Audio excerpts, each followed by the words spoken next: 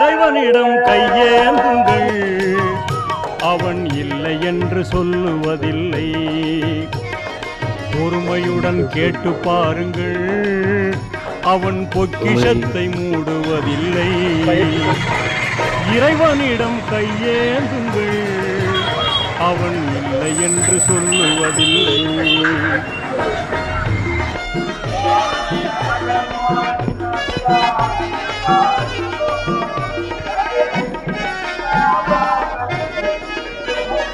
இல்லை என்று சொல்லும் மனம் இல்லாதவன், இல்லாத கருணை உள்ளவன், இன்னல் பற்றி எழுதுவதை கேட்கின்றவன், எண்ணங்களை இதயங்களை என்பதை நாம் படிக்க வேண்டும்.